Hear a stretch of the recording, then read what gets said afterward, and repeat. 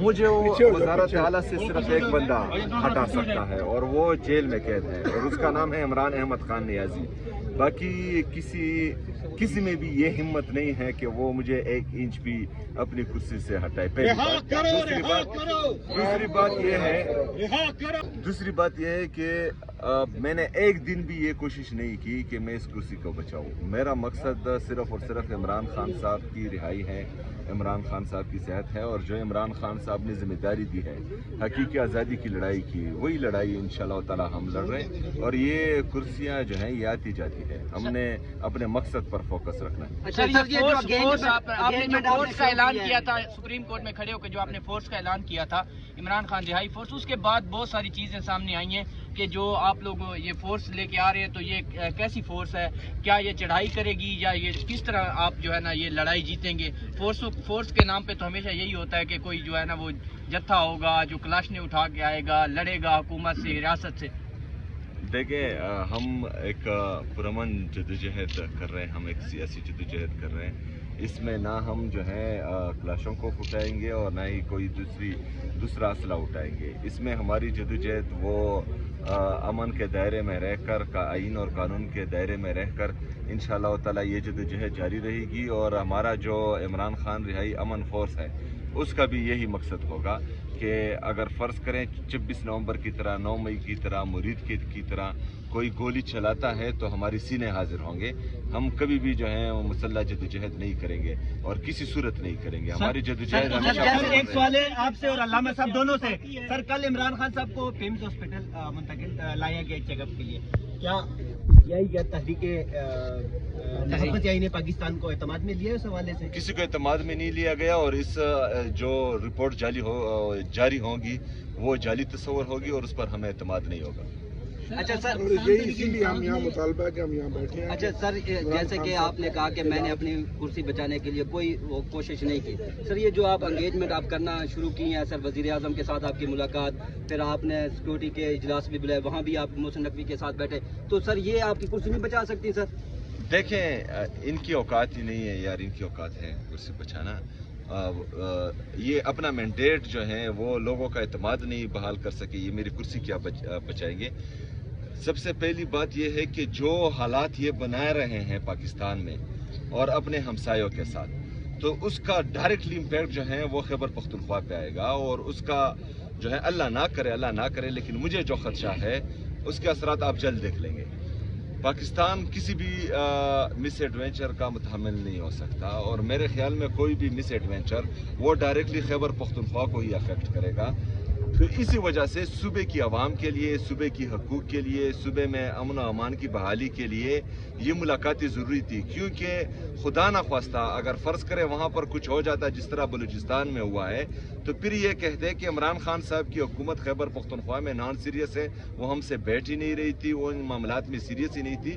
تو ان معاملات کو اور ان معاملات اس طرح کے کسی بھی سانحے کو روکنے کے لیے وہ ملاقاتیں ضروری تھی.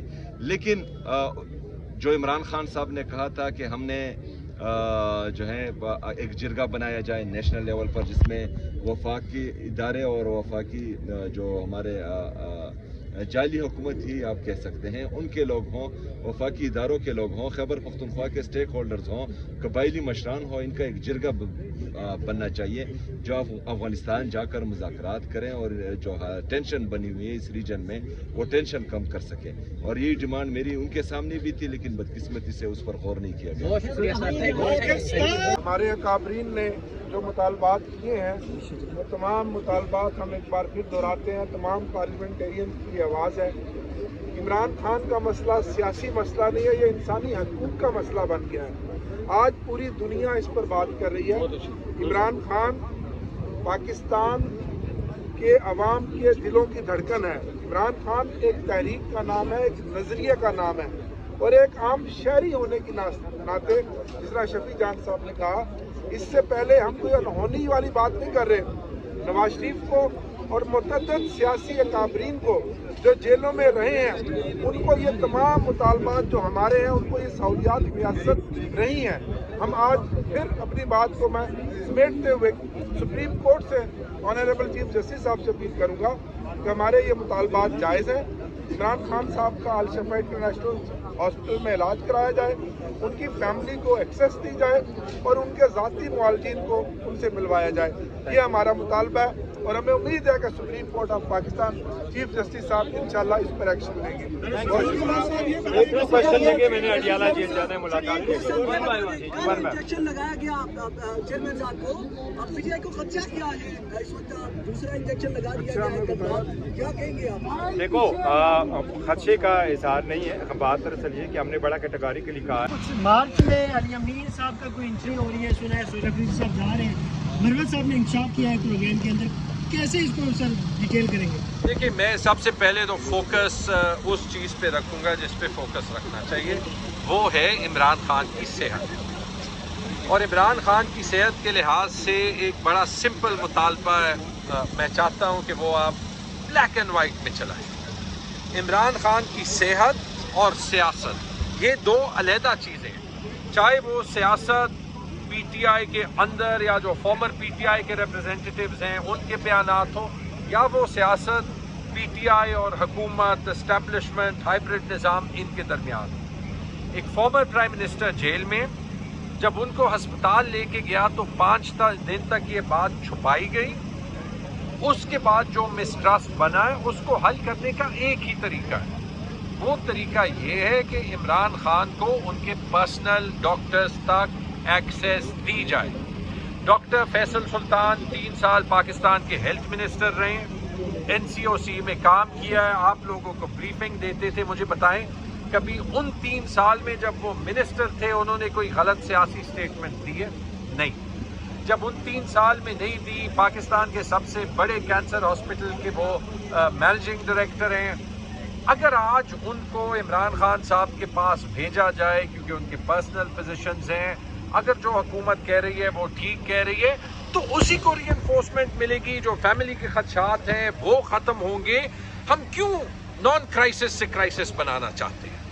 ज़रूरी बात यह है, बाकी शेर अफजल मरवत जो कहता है, कोई और जो कहता है, देखें वो डिस्ट्रैक्शंस हैं, उस पे बात मैं ना ही करूं तो बेहतर। लेकिन सर जब तक पीटीआई के अंदर ये चीज़ें चलती रहेंगी, आपस की लड़ाई होगी, तो खान साहब के लिए कौन सोचेगा, फिर मामलात कैसे चलेंगे? जी, शेर अफजल मरवत साहब तो पीटीआई का हिस्सा ऑफिशियली नहीं है। पीटीआई के अंदर जब तक ऑब्वियसली हम अपने मसलों में फंसे रहेंगे उसका नुकसान हमें उठाना पड़ेगा।